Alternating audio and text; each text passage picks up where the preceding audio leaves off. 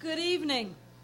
I'm so glad to see such a large group come out for our Foxes and Coyotes program. I'm Paige Gifford. I'm the chairman of the Wildlife Committee, and I wanted to welcome all of you. I'm glad to see Catherine Neely, our general manager, is here. I think we got a board member or two back there as well. I'm going to introduce Jean DeMarco, who's worked on this program, and she will give you more details about what we're going to be discussing tonight. And I'd just like to say that the Wildlife Committee has been tasked with education. So that's what we try to do, try to educate people on wildlife, and I'm glad to see such a big group, and I'm glad to see even some law officers and other people here as well. So I'm going to turn it over to Jean, and she'll introduce our speaker for the evening. Thank you very much. Good evening. I want to welcome everyone and thank you for coming out this evening on such a rainy night. This program on coyotes and foxes is, as Paige said, being sponsored by the Lake Monticello Wildlife Committee. Our speaker this evening is Lindsay White-Dasher, urban wildlife specialist. She's come all the way from Gaithersburg, Maryland on such a terrible day to share her knowledge of coyotes and foxes with us. Lindsay has a Bachelor of Science degree in zoology from Ohio State and a Master's of Science in Conservation Biology and Sustainable Development from the University of Maryland. Lindsay gives programs and talks all over the country, and she has led coyote hazing workshops for animal control officers representing more than 130 communities in the United States. There will be an opportunity at the end of her presentation for questions from the audience, and I hope that you all will join me in welcoming Lindsay.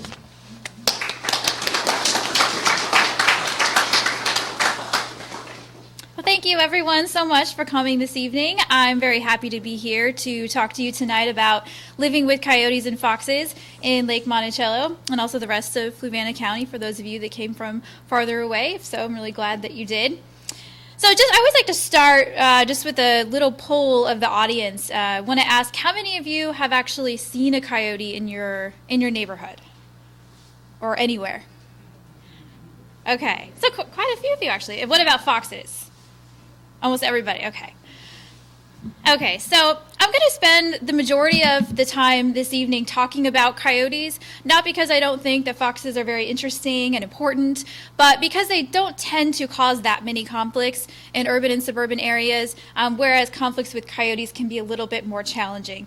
And since coyotes are a fairly new species here in this area, that I want to spend some more time talking about them. So what I'm going to talk about this evening is first I will talk about coyote ecology and behavior. I'll talk about why do we have coyotes here, Lake Monticello. I'll talk about how to prevent coyote conflicts and how to solve them once we have them. And then I'll talk about some fox ecology and then how to prevent conflicts with foxes. So I always like to start with a background in coyote ecology and behavior. I know that some of you here might know a lot about coyotes already. Some of you might not know that much about coyotes, but I always like to start with this because if we want to change problematic coyote behavior, we have to understand why they're doing what they're doing in the first place. So a lot of you have already seen a coyote, but if you haven't, just to give you a little bit of an idea what they look like, they are really only 25 to 35 pounds in this area. So a lot of times they might look a lot larger because of their long legs and because of their bushy coat.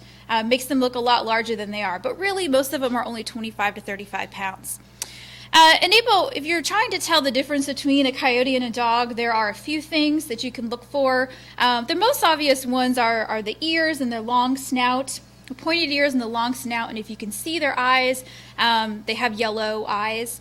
But also the tail. The tail is also a big giveaway. So dogs, domestic dogs, usually carry their tail up and kind of wave it back and forth while they're walking. Coyotes always carry it down. It's always pointed downward.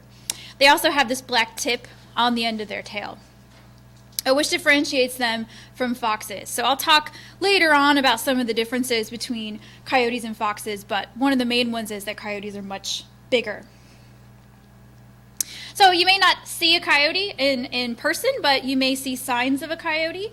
If you see coyote scat lying around, it looks very much like dog scat, but the big difference is that there are hair and bones in there from the animals that they eat, which are mostly rodents.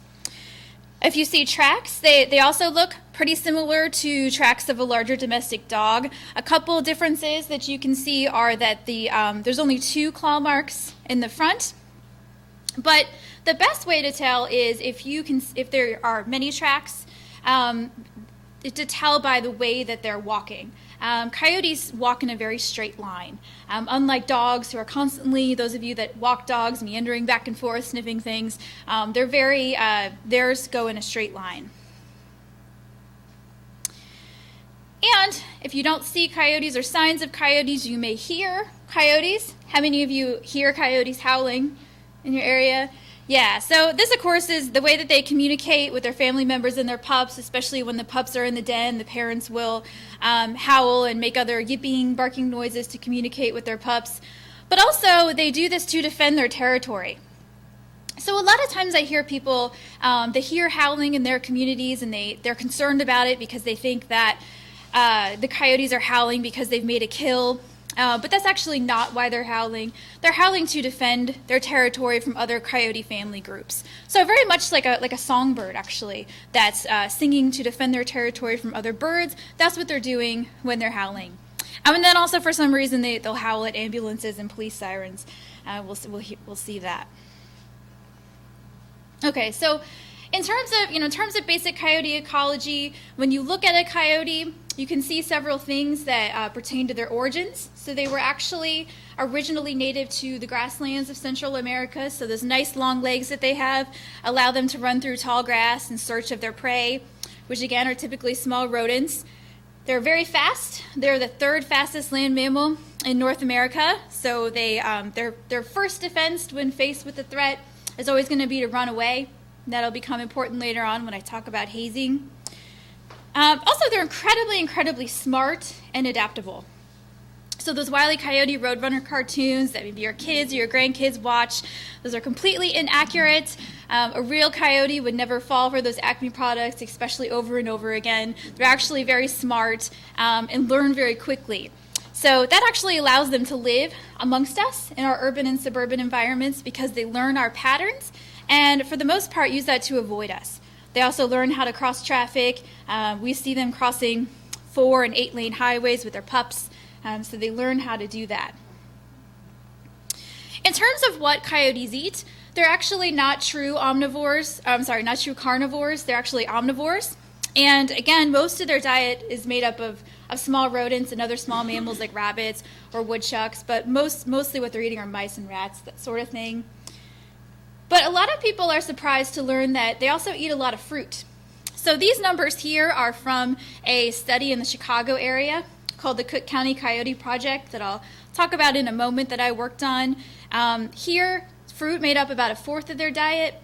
Other studies in more southern areas have shown that fruit can make up 1/2 of their diet. So really, they're eating a lot of fruit. Also, even eating some grass and insects, those sorts of things. But I also want to point out here that, again, these numbers have come from the Chicago area. So this is a place where a lot of people are living. It's one of the biggest cities in the country. These coyotes are living amongst a lot of people.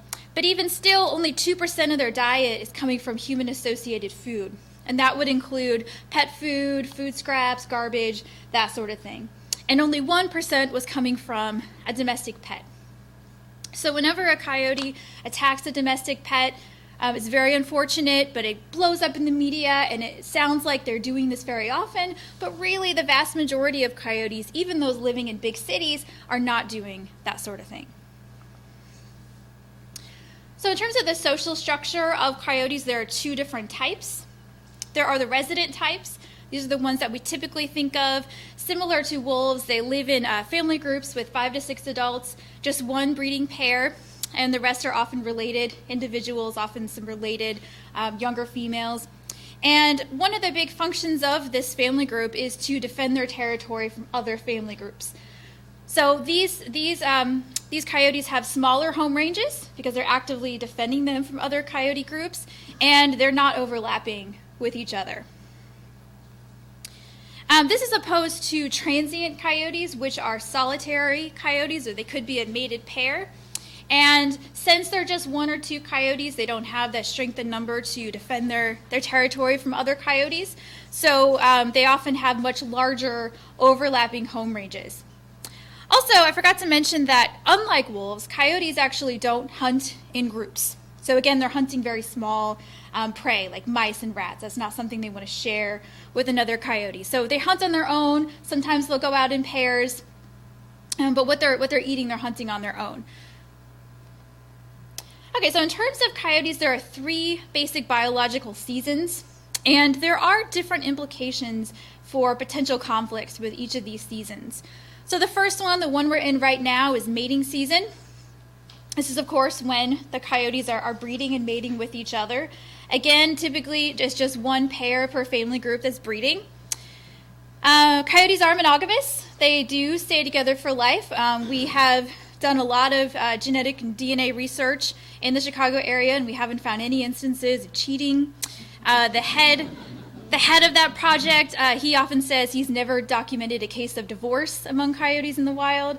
So, they stay together, and we think the reason why they do this is because both the male and the female help raise the pups, and that's really important for the pup survival. They usually don't survive if one of the pair dies.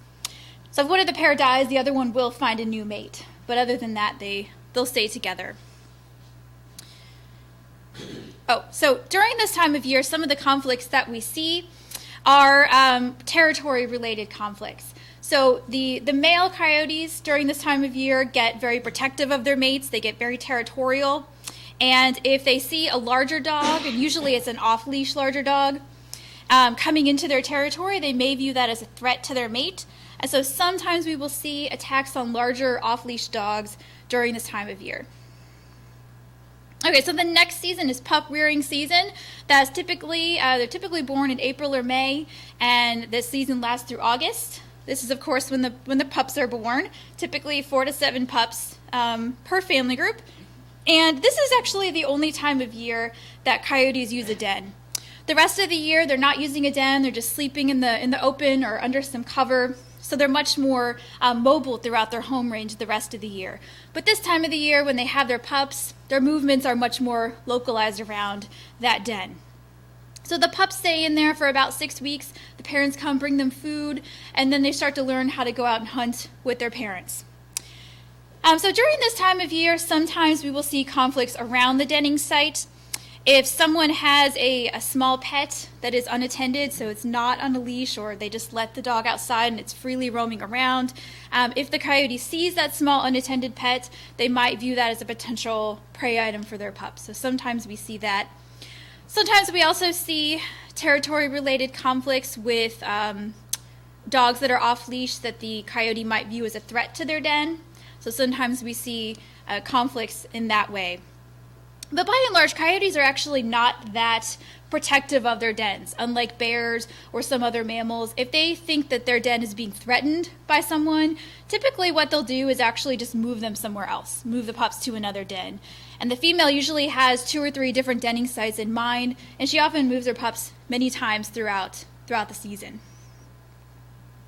So the last season is dispersal season. That's September through December. That is when some of the male pups from the year before, the yearling pups, are kicked out of the nest. They go off. They become those transient coyotes that are looking for a new home range. And we don't tend to see too many conflicts this time of year, but sometimes we see conflicts with these young, inexperienced males. If someone is leaving pet food or some other easy source of food outside, they're not very good at hunting yet, they might take advantage of that. So sometimes we see that happening. In terms of their lifespan, coyotes can, at captivity, have very much the same lifespan as a large domestic dog. They can live to be 12 to 15 years old, but typically they only live to be an average of 3 years old in the wild. And in urban areas, that's usually because of cars. So even though they're very good at crossing traffic, it is ultimately their biggest killer. Also, when we start to see big population sizes of coyotes, we'll often start to see an outbreak in mange. So mange is another big cause of death. Even though coyotes can carry rabies, as just about any mammal can, it's very rare. We very rarely see rabies in coyotes. Okay, so I've mentioned this a couple times. This is the Cook County Coyote Project. It's in the Chicago area, although it encompasses 6 counties in the area. It's the largest study of urban coyotes in the country, or probably in the world. They've been studying coyotes for over 10 years. At this point, I think they have probably close to 1,000 coyotes that they've radio collared over that time. So that's a lot of coyotes and a lot of information. And one of the things that I did was to analyze the information that we got from their GIS collars and recorded that and looked at where they're living, how they're spending their time, how that changes, during the season and all that sort of thing. So one thing I want to point out is that when we're at the point of having 600 radio collared coyotes, they looked back through their records and they found that only one of those coyotes had ever attacked a pet. And 4 other ones were deemed nuisance animals. That's because they all were sick. I think most of them had mange, and they were sick and sickly and unable to hunt, and they were seen around neighborhoods eating pet food and that sort of thing.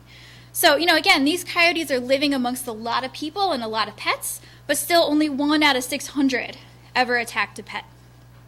So again, whenever this sort of thing happens, we hear about it, it blows up in the news, but the vast majority of coyotes are actually not bothering people and pets. Okay, so some conclusions from this study. I won't talk too long about it. We learned a lot from it, of course, over 10 years, but one of the things that we learned is that coyotes live in all landscape types. So when they started this study, they thought that they might find the majority of activity in the forest preserve areas. So Chicago, for those of you that have been there or haven't been there, has a lot of really large forest preserve blocks.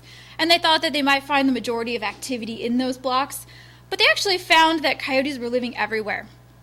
They were living right next to housing developments, right next to shopping malls, restaurants, right next to highways, really just about everywhere. And the majority of the time, people had absolutely no idea that they were there, that they were even living there. So, as I mentioned, I worked on this study, and it always sounds exciting to people when I tell them that I worked on this study, but the truth is I was sitting at a computer in Columbus, Ohio, just doing data analysis. It was very boring. It was not exciting at all. But I got to go out to Chicago and ride around in the radio tracking vehicle and look and follow the coyotes one night. And I was very excited. I was going to get to see coyotes. I actually had never seen one before at that point. But all night long, we were tracking them. We located 3 or 4 of them. We got within, 20, 50 feet of them. We knew exactly where they were, but I never saw one the whole night. I was very disappointed. And that's because they're just so secretive. They go out of their way to avoid you. So we also found that within their home ranges, they actually show preference to the natural parts. So some of these coyotes that we followed have very urbanized home ranges. They might only have 20% of their home range that are those natural patches that you might consider to be ideal coyote habitat. But what we found is they're not spending only 20% of their time in those patches. They're spending most of their time in those patches. So, they're using all of their home range to go out and find enough resources, but most of the time they're staying in those natural patches, and that's because they want to avoid people. So have any of you ever seen this picture before? Those of you that can see it. This is a Quiznos sub shop, the Snapple cooler, in downtown Chicago, right in the heart of downtown Chicago. And it was a warm spring day, and they had the door open. And this coyote just came and wandered in, and he tried to jump over the counter. He didn't make it, and he just settled into this Snapple cooler, and he just sat there for 10 or 15 minutes, I think, before animal control came, and some of the customers continued eating their sandwiches while this was going on. It took pictures, and finally animal control came and took the coyote away. And of course, this was a huge story on the 5 o'clock news, and there were all kinds of news reporters out there interviewing the customers and people that walked by on the street and saw this. But what I find the most interesting about this story is not just that it happened, but it was the response that the public gave, that the reporters were getting. And person after person that was interviewed kept saying, "What in the world is a coyote doing here in downtown Chicago?" And the truth is, there are a lot of coyotes in downtown Chicago. When they look at the traffic cameras at night, they see coyotes crossing the downtown area all the time. But people just don't know that because they're not doing this sort of thing. So again, coyotes are all around us, but most of the time we have no idea that they're there. So why do we have coyotes here? Well, first of all, coyotes are everywhere. They are in every state except Hawaii. They started out again in the central part of the United States, and then they moved westward and eastward. The southeast part is the last part that they colonized. So, in this area, they're probably the newest, but they're here. They've been coming here, and they're definitely here. So, why? Why are they here? Well, first of all, there's plenty of habitat. As I mentioned, they can live just about anywhere. But probably most importantly, there's plenty of food. And when I mean there's plenty of food, I don't mean, cats and dogs. A lot of people's reaction when they learn that coyotes have come into their neighborhood is that they've run out of food in their natural habitat, and they've come in to eat our cats and our dogs. But it simply is not true. There's plenty of mice and rats and other things you probably wish there were less of here for them to eat. So they're actually doing us a favor by providing free rodent control and helping to control the population of some other animals like Canada geese, deer. Sometimes they'll prey on fawns. That sometimes can be too abundant in urban areas. But another huge one is that there's really no competition for them in urban and suburban areas. So you don't have a lot of bears here, you don't have any wolves, you don't have a lot of mountain lions. There's no other big predator to compete with them for. So they're literally the top dog, they take advantage of that, and they do really well. So there's plenty of natural sources of food for them here, but just like any smart, resourceful animal, they're going to eat whatever is easiest to eat. So if we're leaving these great free sources of food outside, they're going to take advantage of them. So the biggest attractant for coyotes is pet food. They have pet food that's left outside, looks delicious. It's a delicious, easy, filling meal for them. They love it. Garbage cans, bird feeders.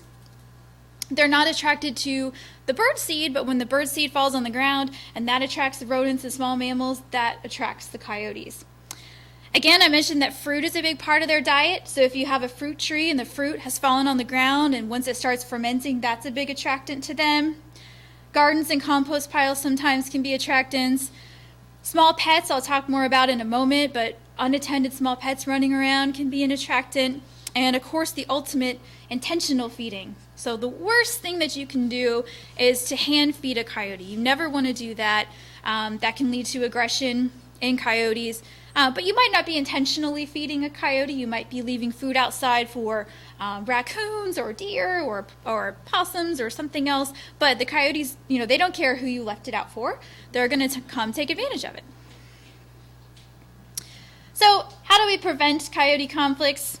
Well, the biggest complaint or concern we get about coyotes is just people seeing them outside during the daytime and thinking that because they're out during the daytime that they're rabid or aggressive or something's wrong with them. But it's actually natural to see coyotes during the daytime. They are naturally diurnal, which means they're most active at dawn and dusk. And again, the items that they're hunting, the mammals that they're hunting, are out in the daytime. So it makes sense for them to be hunting during the daytime. Again, they're naturally avoiding us. So if you see coyotes hunting in a field for mice or something, as long as they run away when they see you, that's nothing to be concerned about. However, sometimes coyotes can become what we call habituated, and that means that they've lost their fear of people. So they don't run away from you when they see you, or maybe even they approach you a little bit. And the reason that this happens is almost always because of food. So they learn that they can come into a neighborhood, get all these great free sources of food, and nothing bad happens to them, and they learn. So coyotes are very intelligent, as I mentioned, and they're always testing us.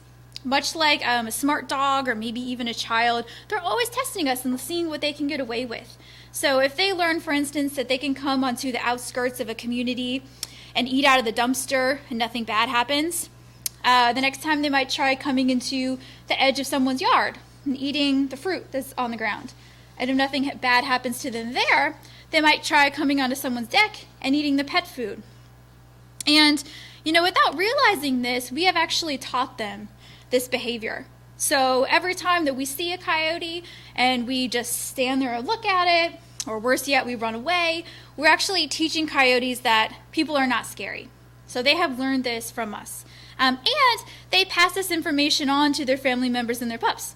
So, a lot of times I'll hear from communities, well, first we had one coyote, and then all of a sudden there were 2 and 3, and then the next thing we knew, our neighborhood was overrun with coyotes. That's because one comes and learns there's pet food, and he goes back to his pups and his family members, and he says, hey, did you know we could come over here and there's free pet food, and you can just come eat it, and nothing bad's going to happen to you. They do that. But the good news is we can use that to our advantage, and we can reteach them, and that's where hazing comes in, that I'll talk about in a few moments. Okay, so coyotes attacking pets is probably the most controversial conflict that happens. And again, most coyotes do not bother pets. Most of them are eating what they're supposed to be eating. But unattended pets, and unattended, by unattended I mean they're not on a leash, and there's not a person standing right next to them. Unattended small dogs and cats are at risk of coyote attack. And the reason is that since there's not a person there, not a person around, the coyote does not associate that animal with a person. And that animal looks very much like something they would normally eat. It looked very much like a rabbit or a woodchuck or something they would. So they think that this is a valid source of food for them. And since they don't associate this pet with a person, this does not mean that an attack on unattended pet will then be followed by an attack on a person. So a lot of times when pet attacks happen in a neighborhood, people think that since a coyote attacked a dog or a cat, the next thing they're going to do is come in and bite, my child or my grandchild, and I'm afraid to let them outside. But the truth is that these two have nothing to do with each other. They don't associate these pets with people. So I mentioned this before, attacks on larger breed dogs are pretty rare, but they do happen sometimes during that breeding season or sometimes during pup rearing season, and it's usually a dog that's off leash that the coyote feels is a threat to their territory or to their mate. So in terms of preventing these, it's really all about taking a few extra precautions with your pets. And the most important one is just always being outside with your pet, preferably on a leash that is 6 feet long or less. If you have your dog on a leash, but it's one of those extendable ones and they're 20 feet away from you, the coyote might not even realize that that pet is with you or on a leash. Again, coyotes are outside any time of day, so it's really not safe any time of day to let your pet outside unattended, but it's most important at night because that's when they're most active. If you see a coyote, you want to, if you have a small pet, you want to pick them up and put them behind you, or if it's a larger pet, put them behind you. That way you can focus on the coyote and scare them away. And, of course, don't ever allow your dogs to play with coyotes. It might look fun and innocent at first, but dogs aren't quite as smart as coyotes, and they don't understand coyote body language, and it can become aggressive pretty quick. So in terms of cats, unfortunately, the only way, 100% foolproof way to protect cats, not just from coyotes, but from wildlife, cars, disease, dogs, even people, is to keep them inside. But if you want to let your cat enjoy the outdoors, there are some things that you can do. You can put them on a leash and harness. Everyone laughs at this, but I actually do this, and my neighbors think that I'm nuts. But I take my cats outside on a leash and harness. I don't walk them around on it, but I'll plop them in the grass, and they can roll around. And I know that they're safe. I know that they're safe, and they're not going to run away, and no one's going to get them. You can buy something like this, an enclosure you can put them in. You don't want to leave your cat unattended in this and leave, but if you're outside with them, this could be something they could enjoy. My cats didn't like this, but yours might. And my personal favorite is a catio, something you can build where the cats can enjoy the outside, and it's actually coyote-proof. If you have a cat that can't come inside for whatever reason, or you care for a feral cat colony, there are some things that you can do to help protect your cat, even though there's no foolproof way. The most important thing is to control pet food, because again, pet food is a huge attractant, so that could attract coyotes in and then further endanger your cat. So the best advice there is to feed the cat inside if possible.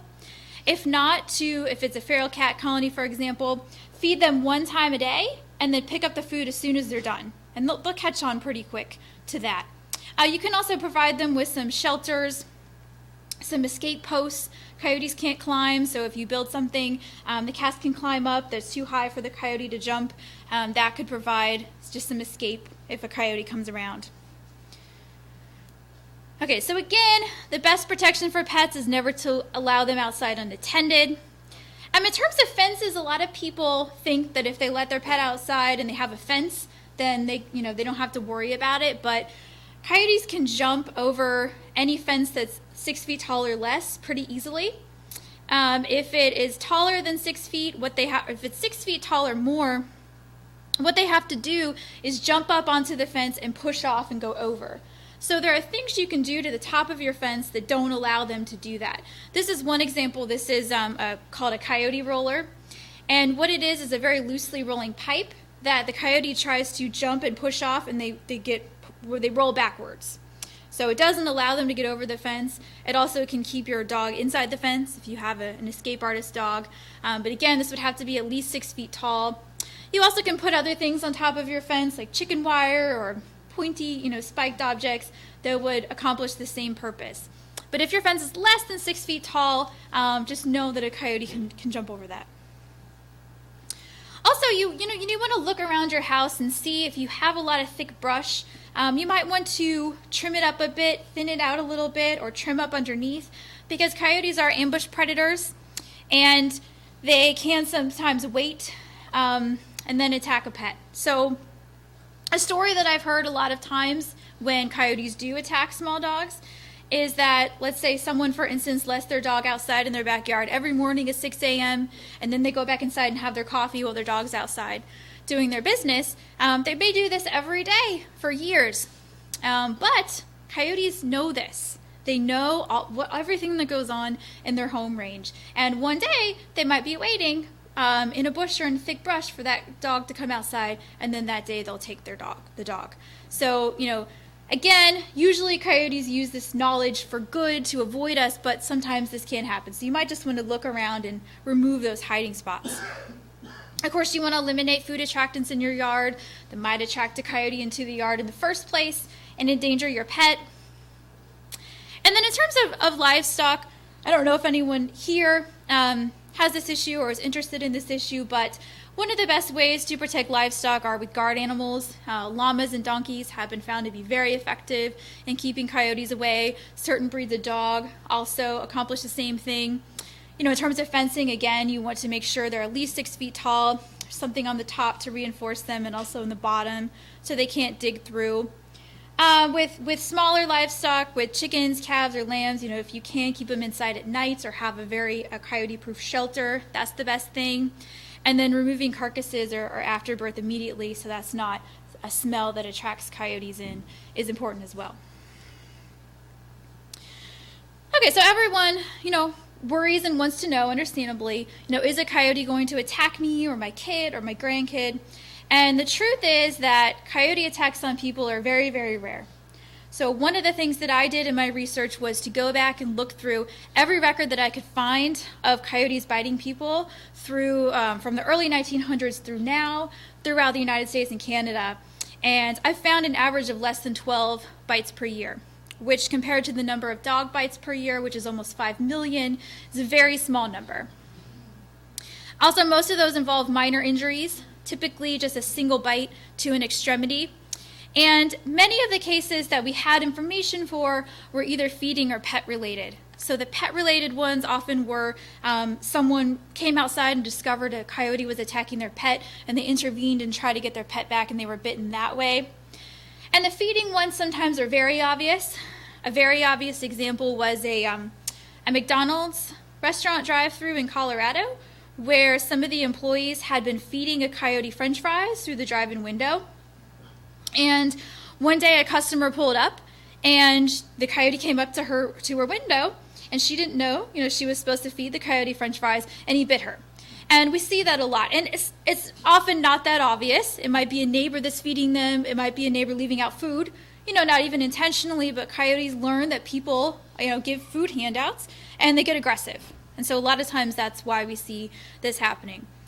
So even though these are very rare, every time that these instances happen, we take them very seriously, and we get as much information as we can about what the person was doing when they got bitten and what the coyote was doing, were people feeding them, that sort of thing, so that we can prevent them from happening again. But we also just want to keep in mind the true risk here. So you're actually more likely to be killed by a champagne cork or a golf ball than you are to be bitten by a coyote. So I wouldn't be too concerned.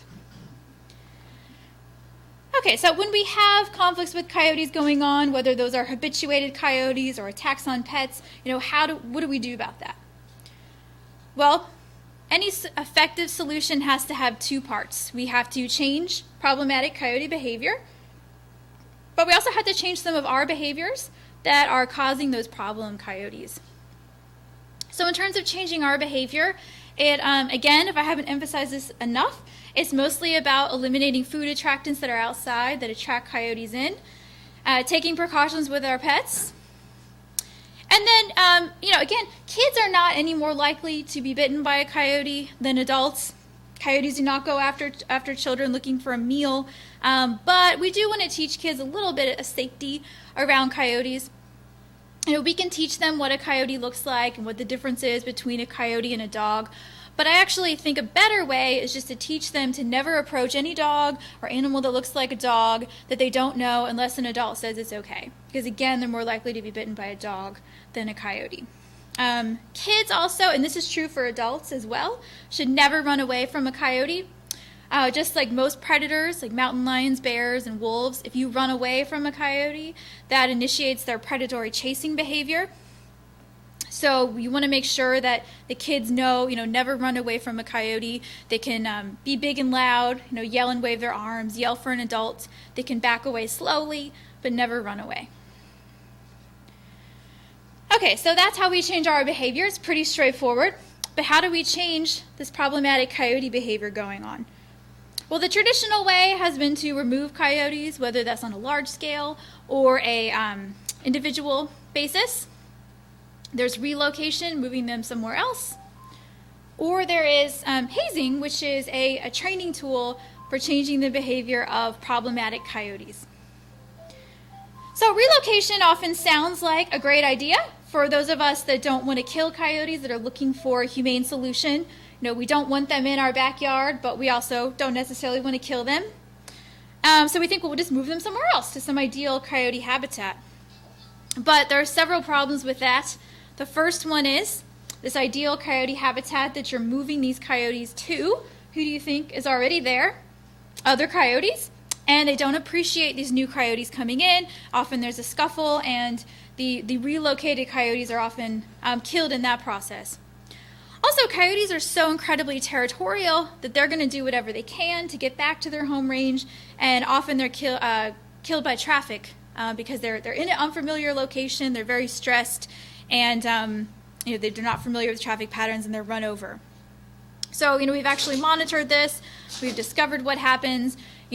A lot of times this solution is proposed because it's viewed as a more humane alternative, but it's actually less humane because these animals get very stressed and they often end up dying anyway. So it's a waste of resources and time, and it's also illegal. It's not permittable because even though rabies is rare in coyotes, they are rabies vector species, so you're not allowed to transport them within the state.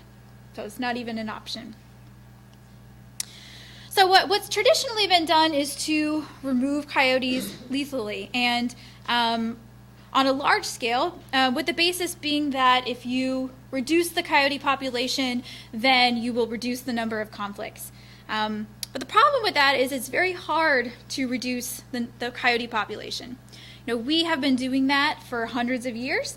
Our USDA Wildlife Services kills 80,000 coyotes per year. It has been doing that since I think the 1800s. And we have more coyotes than we ever had before and more places than we ever had before. So that's one indication that that's not working. And there's a lot of reasons for this. Again, there's usually only one female in a family group that's breeding. And if that female is killed, what happens is all the rest of the females in that group will start breeding. So you would have only had one female breeding, now you'll have 3, 4, 5 females breeding. Also, they'll have more pups. They'll respond to the increased resources, the decreased population by often doubling their litter sizes. And females will often start breeding at an earlier age. So what we often see is that these programs, these large-scale bounty programs or hunting or trapping programs, often ends up with an increase in the population by the time it's over. We've seen this, communities that have tried this, ending up with more coyotes than they started with. There even have been studies to try to document, how many coyotes you have to remove before you see a reduction in population size. There was a study in Colorado where they took 92 coyotes and split them into a control group and a removal group. The control group they left alone. In the removal group, every year for 7 years, they killed 61 to 75% of the coyotes. And after that time, they stopped and waited to see what would happen. And within 8 months, that population was back to where it started from 7 years ago. And again, that's because they doubled their litter sizes. They even started having more female pups than male pups, and started breeding at an earlier age. So, if you think about if the county or this community decided to invest resources in removing 61 to 75% of coyotes in the area for 7 years, and then within 8 months you were back to where you started, I don't think most of you would consider that a good return on investment.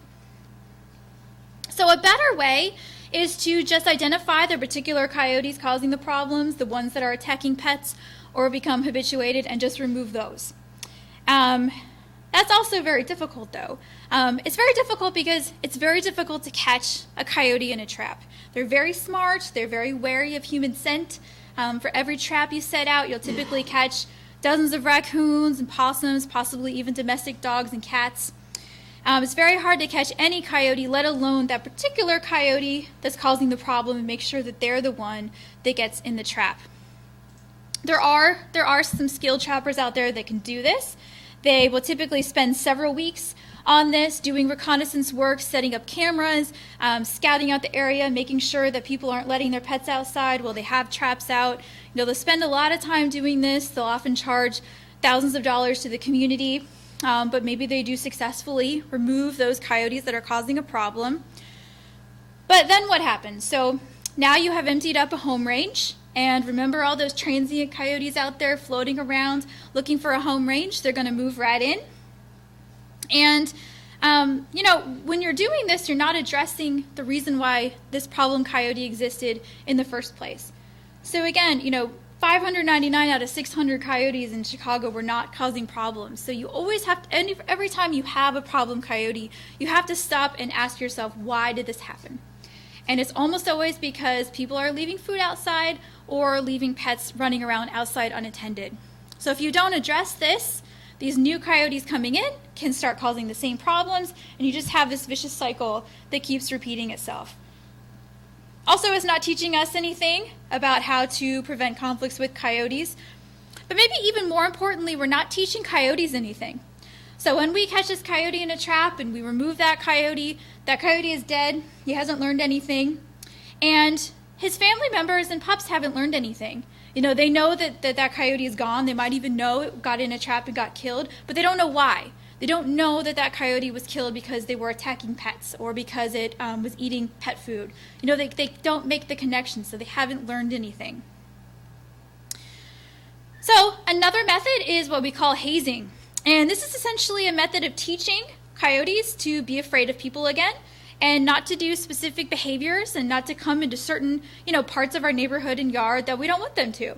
So what we're doing here essentially is teaching the coyotes that we already have with us how to abide by the rules in our community. So essentially what it is every time that you see a coyote, and those of you that said you've seen one, I hope the next time you see one you do this, you basically just want to be big and loud and scare a coyote away.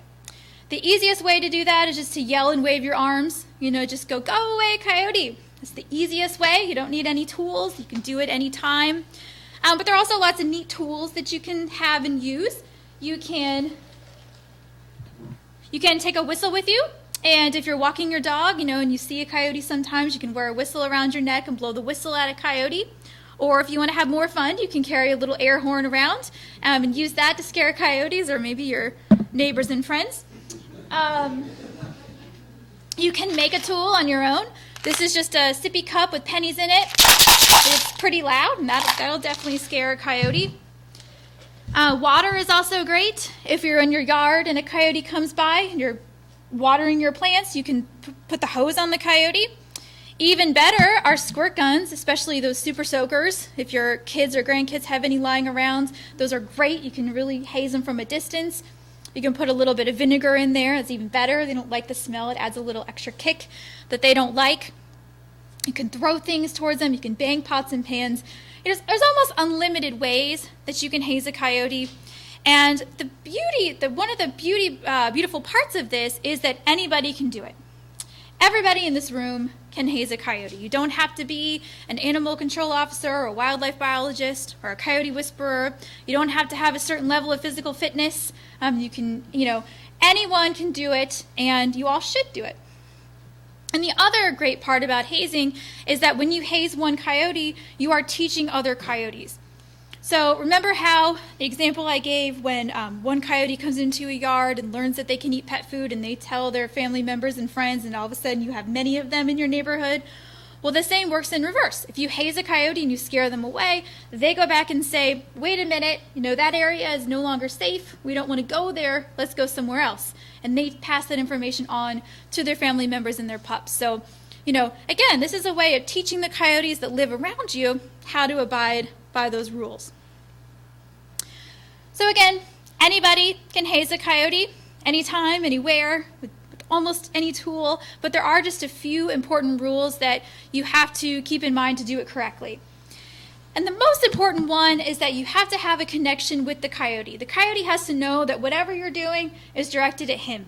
So for example, there were some animal control officers in Los Angeles that decided to use paintball guns to haze coyotes, but they hid behind bushes and shot the coyotes with paintball guns. So the coyotes were getting hit with paintball guns, but they didn't see any, they had no idea where they were coming from. And that didn't work because they need to know a person is doing that. They wanted to know that people are scary. At the same time, if you're driving by a coyote and you're in your car and you honk your horn, that's not going to work for a couple of reasons. Number one, coyotes hear car horns in traffic all the time. They're very used to it. But number two, they're just going to associate that noise with a car and not a person. So you want to make sure the coyote sees you. You're not hanging out of your second or third floor window yelling at a coyote. You want them to make sure that they see you.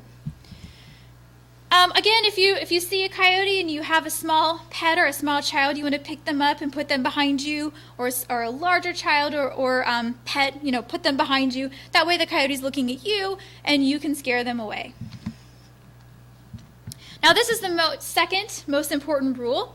And this is where a lot of people, well-meaning people, go wrong when they're hazing. And the reason for this is a lot of times when you haze a coyote, especially a very habituated coyote, if it's the first time that they've been hazed, they don't understand what you're doing.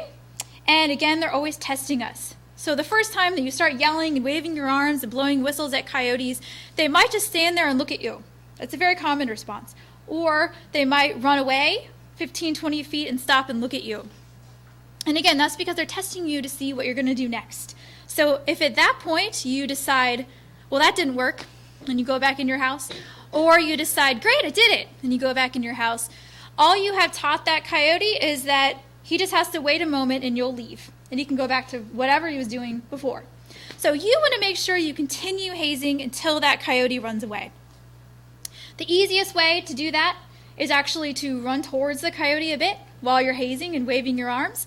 Again, hazing works because a coyote's their response when faced with a threat is to run away. So if you run towards a coyote, they're going to run away. They're not going to come at you. I've never heard of that happening. But I know not everyone is comfortable doing that, and that's okay. So if you don't want to do that, there are other ways you can intensify your hazing. Jump up and down, get louder, throw things and yell, incorporate a couple different tools, incorporate people around you and get them to do it too. But just keep doing it until the coyote runs away, and they will. They will run away. So also, it is important to have a variety of tools and hazers that are doing this. So a lot of times people ask me, what's the best tool? Should I use an air horn or a whistle? It really doesn't matter which tool you use. Pick your favorite, or better yet, 2 or 3 favorites. But we do want to have some variety. So if everybody now starts blowing whistles at coyotes all the time, they might start to learn that that's not really a threat. They might get used to it. So, we want to use a variety of tools. But even more important is to use a variety of people doing it. So, for instance, if you decide that you're just going to have police officers or animal control officers doing this, coyotes will learn very quickly what the uniform of the police and animal control officers look like, what their car looks like, and they're going to run away before they can even get out of the car and try to haze that coyote. At the same time, if you call an officer and say, I have a coyote in my yard, will you come out here and haze them? 99 times out of 100, that coyote is going to be gone, of course, before they get there. So, we want coyotes to be afraid of everybody, of all different ages, different types of people. We want them to be afraid of us. Those of you that see coyotes, that interact with them on a daily or weekly or monthly basis, you want the coyotes to be afraid of you. So that's why everybody has to do this. At the same time, if everybody on this side of the room leaves and starts hazing coyotes, and everybody over here says this was the dumbest thing I ever heard, and you don't haze coyotes and you just stand there and look at them every time you see them, you're going to be canceling out the good efforts of these people over here. This one goes back to the first rule, but you only want to do these types of hazing activities when you actually have a connection with the coyote. And this sounds obvious, but for example, if you decide you're going to carry a whistle with you because you often see a coyote on a certain trail in a park, and you decide you're going to blow the whistle at the coyote when you see them, that's perfect. But if you decide, well, I often see this coyote around this area here, so I'm just going to blow this whistle every time I go by this area, that's not going to work. That's just going to habituate the coyote to that whistle.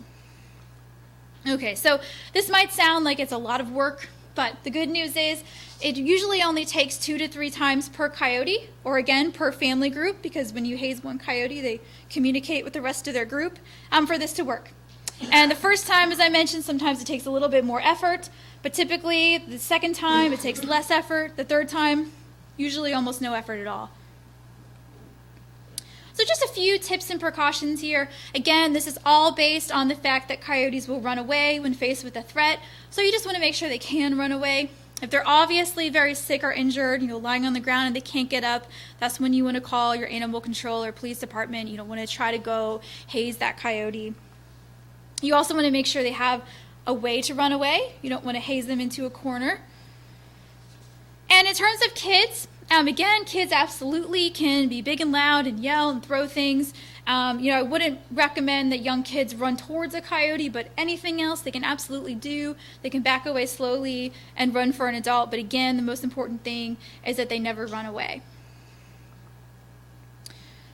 Okay, so those of you that said next time you see a coyote, what do you do? Well, again, remember that it's not abnormal for them to be out during the daytime. As long as they run away from you, it's nothing to be concerned about. If they don't, and you have a kid or a child, put them behind you. Haze the coyote. Pick your favorite tool or a couple tools and haze them.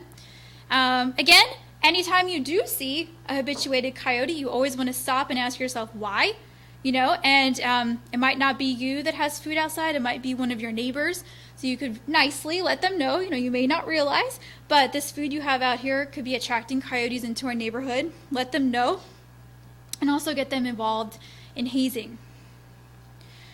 So at this point, I'm going to move over to foxes. And there are a lot of similarities between coyotes and foxes. Almost everything I just said about coyotes is also applicable to foxes. In terms of how to recognize a fox and the difference between a coyote and a fox, one of the biggest things is the size. So again, coyotes are 25 to 35 pounds. Red foxes are typically only 8 to 15 pounds. Gray foxes as well. So they're much smaller. They also have, red foxes have what they call these stockings, these black stockings on their legs that are a good way to identify them. They also typically have a white tip on the end of their tail, whereas coyotes have that black tip.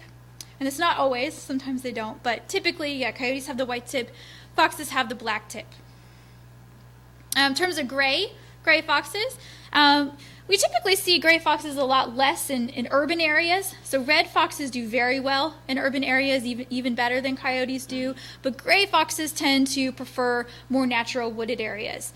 But they're about the same size. They don't have the black stockings.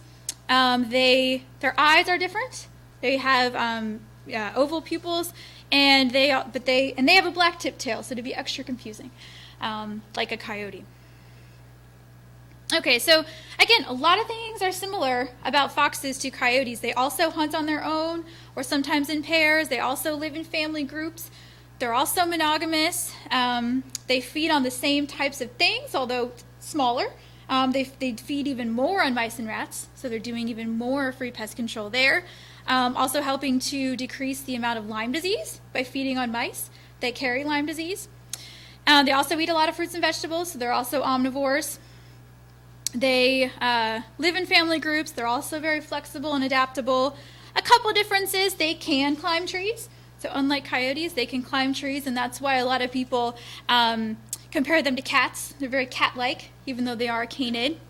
And even more so than coyotes, they're very secretive and really go out of their way to avoid people.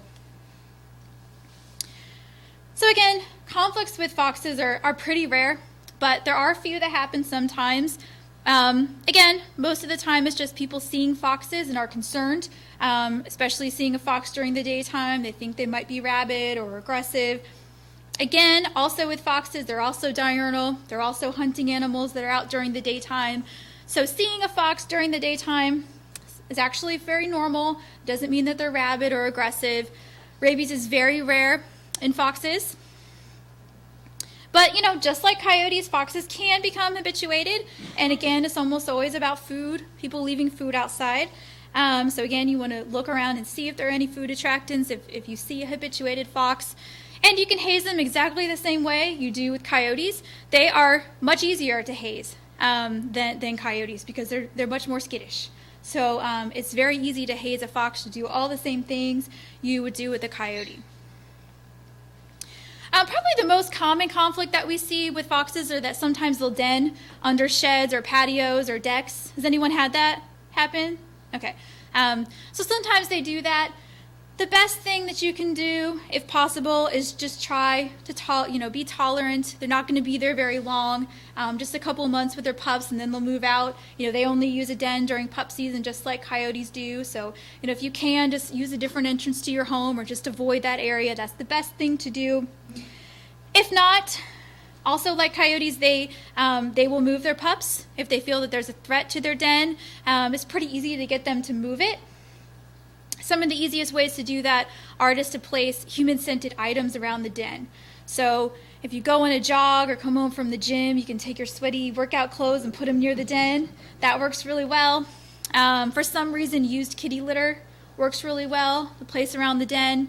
You can, Mylar balloons seem to work pretty well. So there's a lot of things that you can do to get them to move on their own, if you can't tolerate them for a little while.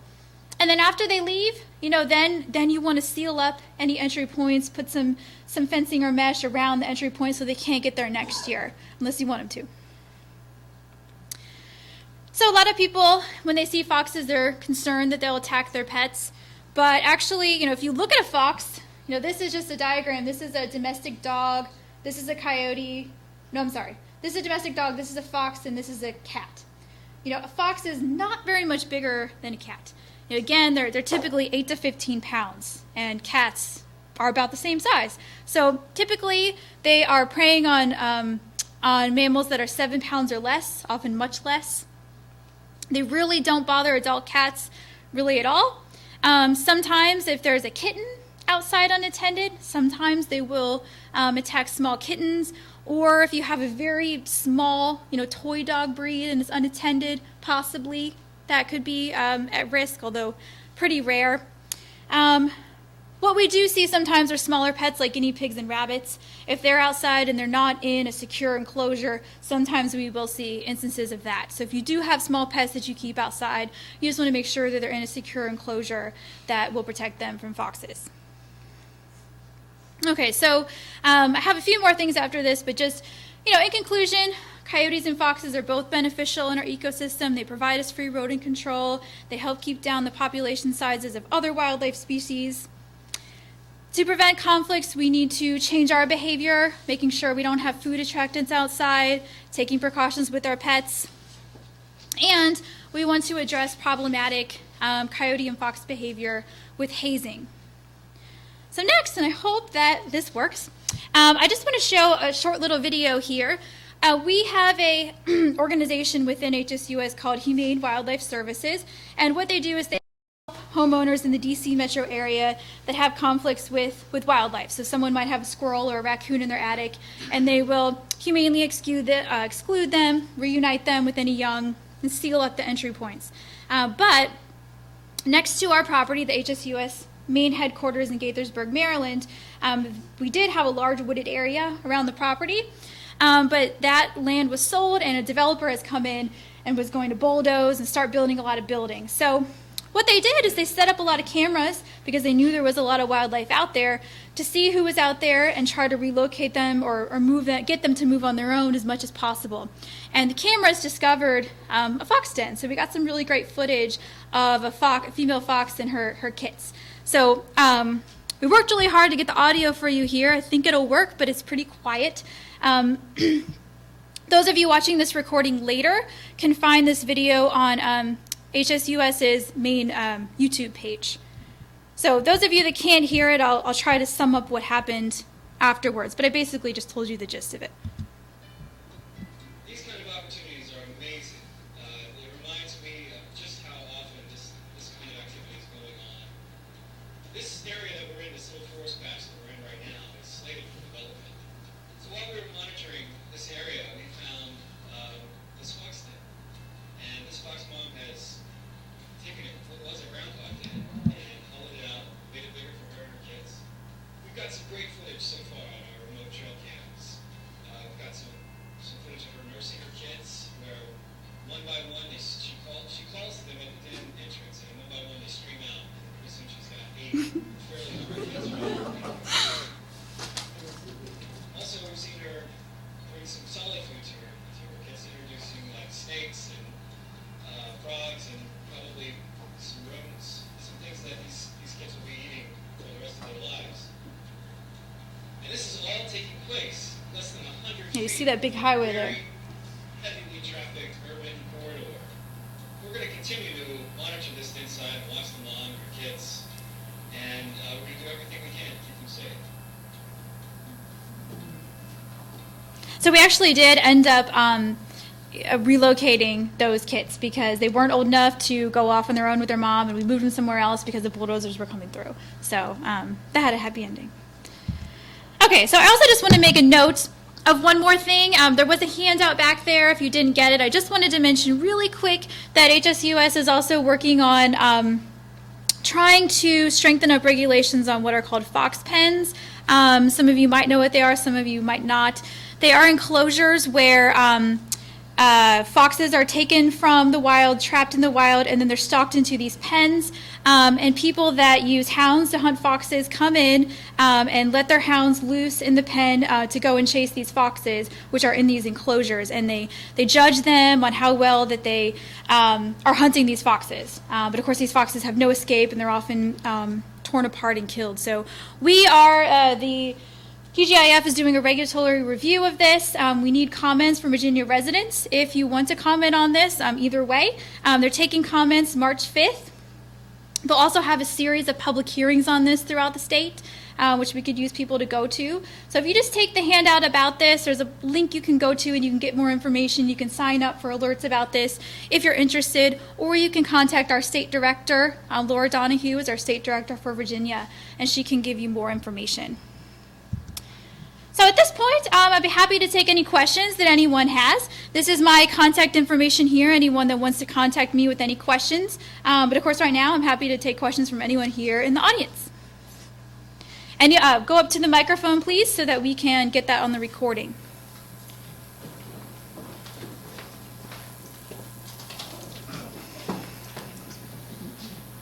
Excuse me.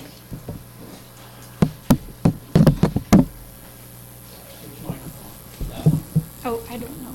I think so. Is it not working? It's working. It's working. It might just go to the video. Okay. Excuse me, sir, I'll get back to you.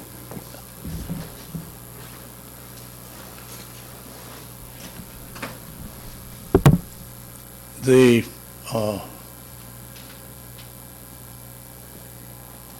dogs will crossbreed with the coyotes, won't they?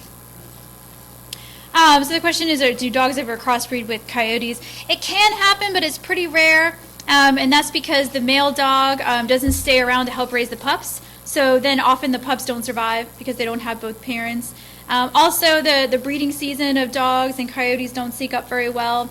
And any mixes that are made, they're called coy dogs, they have a completely different breeding season than coyotes do. So there's no mix back into the population. So it can happen, but it's pretty rare. Yeah, I've seen some of the crossbreeds over in the valley, up in the mountains. Okay. And so it does happen occasionally. Yeah, it does happen occasionally. Yep.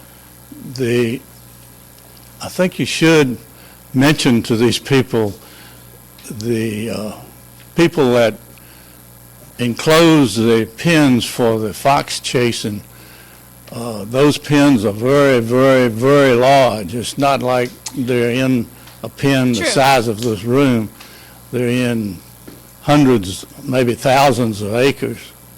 That's true, and I don't really want to get into fox penning during this time. I just wanted to make people aware of it in case you wanted to be involved in the process. The ones I know that are involved in it don't really want the dogs to catch the foxes, because the foxes, they want to chase them again next week or next month or something like Yeah, that. and I think that's the purpose of them, but we have found thousands of foxes are being stocked in these pens every year, so there are quite a few that are getting killed. Also, there's the risk of disease transmission from foxes to the dogs in the pen, and we have seen that. We have actually seen in the state that the biggest hotspots of rabies are actually where those pens are located. Yeah. So anyway, thank you. Thank you. How do you do? My name's Pat O'Rourke. Hey. I'm a sportsman, hunter, and a conservationist. I want to know if the committee here or yourself know what is the estimate of coyotes and fox in Lake Monticello. It's always the question, and no one ever knows. Unless, do you know? Yeah, it's just so, even in Chicago where they have that huge, long-lasting study, they still don't know. It's just so hard to get a handle on that because it's so hard to find them and count them. All right, on a scale of 1 to 10, how dangerous is a coyote to a human or pet, such as dogs and cats? A scale of 1 to 10. I would say a 2 to a human. A 2? All right. To an unattended small dog, I'd say a 7. I don't know. A 6? I don't know. Usually, you said coyotes will hunt at night, Yes. right? So hazing would be no good. Who's going to be out there at night Well, yelling and screaming so to at some coyotes? extent, we do have to coexist with coyotes a little bit. So if they're out at 3 in the morning hunting mice and they're not bothering I'm us, not talking about sundown. okay. After so- sundown, who's going to be out there yelling and screaming at coyotes? Well, but the point is if they're not encountering people, then they're not really causing a problem at that time. So we're not no matter what we do, They're not causing a problem if they don't see people? well, how are they causing a problem? They're going to be looking for food. And you leave your dog or cat food out on the patio or Well- something like that? Well, okay. Then we have to build another place for the dogs and cats to eat. The truth is, no matter how many coyotes you kill, no matter what you do, they're always going to be around. So we want them to be out at night when we're not around. But if you are out with them, then absolutely, that's when you haze them. How about the rate of rabies and distemper in these animals? I don't have a figure, but it's very low. It's very rare for rabies in coyotes, yes. Now, you were saying coyotes will hunt like raccoons, mice, and all that.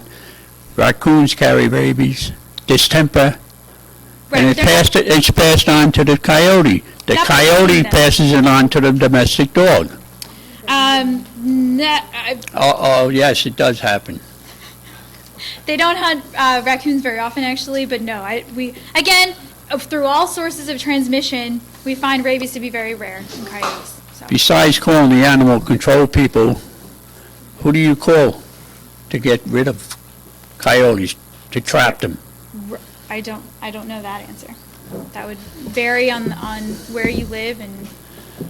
Now, as far as all wildlife, if you don't control them, they don't be overwhelmed. You don't be overrun with wildlife. No matter what it is, if it's a coyote, a fox, a deer, a bear, raccoons, anything. If you don't control them, you don't be overwhelmed with them. If, like you say, if you control them and they come right back, you got to keep on controlling them by control hunting and stuff like that. Anybody that knows anything about animals will tell you that. The government would tell you they have a lot of problems with coyote out west, with wolves. They introduce wolves to Yellowstone, they have a problem. Actually, though, we found the opposite. We found that when you reduce coyote populations, as I mentioned, we find an increase. When coyotes or any wildlife gets to a certain level where there's many of them, then you start to see disease. I didn't say that. You have to keep controlling them. Population levels, and actually, most. Sorry, I hope everybody I'll just say understands. most wildlife biologists, and even those working for the federal government, do admit I didn't get that the answers. That's why I bounty kept programs are not successful for reducing conflicts. We can talk after if you'd like. Yes. My question may not concern a lot of people in Lake Monticello because I'm outside the lake. I'm over in Fork Union area farm, but I have free-range chickens, Okay. and so I don't have a way of keeping them up. I really appreciate some of the information you gave because it kind of explains some of the reasons why. I mean, we've trapped, we killed, but they come back. I mean, I pretty much knew that. But is there anything that you can naturally use, like you said, ammonia or something that you can spray in the air? I don't have enough dirty T-shirts to spread around my property, but is there something like that? Well, not really. You know, some places have used wolf urine or human urine, and it might work for a little bit, for a short term. I was actually just in a community in Wisconsin who tried that, and they had success for a few months, and then the coyotes learned it wasn't really a threat. My best bet to you would be to get some guard animals. We do find that those work really well. And the problem is I do have them. The dogs will hear them attack the chickens, they'll chase them, and then the fox will drop the chicken and run because they can't run with the chicken in its mouth, and my dogs will bring back the dead chicken. Yeah, But well, it's, I mean, you know, what kind of dogs do you have? labs. Yeah, so I mean, and They're when I not mean real. dogs, I mean specially trained dogs, like Right. the certain ones that just have the inbred, Great Pyrenees, those sorts of dogs, or llamas or donkeys work really well too. You know, just having a dog, yeah, a lot of times that they might chase them off, but it's not really a deterrent. Yeah. All right. Well, thank you. I appreciate your presentation, Thank you. Brennan. Yeah, I'm curious about something. You said that in response to lethal measures that the coyote population was altered. They had larger litters and more females. And coming from scientific background, I wonder how in the world do they control that? What biological system allows for the animals to do that? I can understand if normally that there's a certain amount of killing of the newborn pups, and if there's a lot of competition for food and things like that. But other than that, I mean, how do they influence the sex I of think the it's offspring? a couple different A things. lot of people would like to know that. Yeah, well, I mean, we do know to some extent, again, the social structure is very important. So again, there's just one female breeding. If that female dies, all the other females feel that they can breed now. They go off and form other, they go off and find a mate and form their own groups. Now, that I can So that- understand, right. but how do they influence having an increased number of female offspring? But what happens that's the there problem. is that because there are less coyotes in the population, the mothers have more resources, they get more food, they're better fed, and then they're able to have more pups. So that's More the, pups, but not a predominance of females over males. Oh, that I can't Yeah, understand. that- I agree that's- with you. that's what- I'm sorry, I didn't understand your question. Yeah, that one I have no idea. That's weird. And Okay. I don't know that that always happens, but they found that in that study. So It's interesting. yeah, Thank you. that one is a mystery. Yes. I don't have a specific question, but I do have a statement I'd like to make. Okay. I'm not a biologist, never my study, but I spent a lot of my life with wildlife. And as far as being a threat, coyotes, foxes, even wolves, even bears. My family's from northern Quebec, and I've had a direct experience with them. And also, I spent 10 years in Africa as a photographer. I've been bitten over 100 times, I would say, by domestic dogs. Wow. Ones that I've been training or ones that I've owned. My wife was almost killed by one. As far as wildlife, one time I was bitten by a rabid fox. He chewed on my leg for a while. Wow. I was attacked another time by a rabid fox, never by a wolf Yeah. or bears, I've been very close to. I mean, grizzlies and big bears. Wildlife is not really a threat to human beings. Absolutely not. Unless you do something stupid, to tell you the truth. I agree. One time, the second time I was attacked by a rabid fox, I forgot that. That's very. I it's like didn't a let by the lightning. fox get close to me. I had a mastiff with me. I like big dogs. And I just let the dog loose. It was inoculated. And I wouldn't normally have done that, but I just didn't want to go through those shots again. But anyway, I just want to make a statement that having had an awful lot of experience with animals, and I tell you, you're far more likely to get bitten by your little fluffy chihuahua than, in fact, I've had chihuahuas attack my dogs.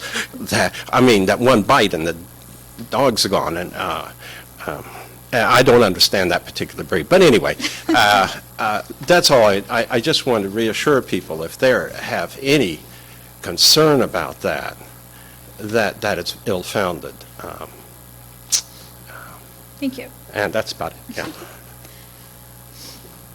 Are there any other questions? I'll be around if people want to come ask individual questions.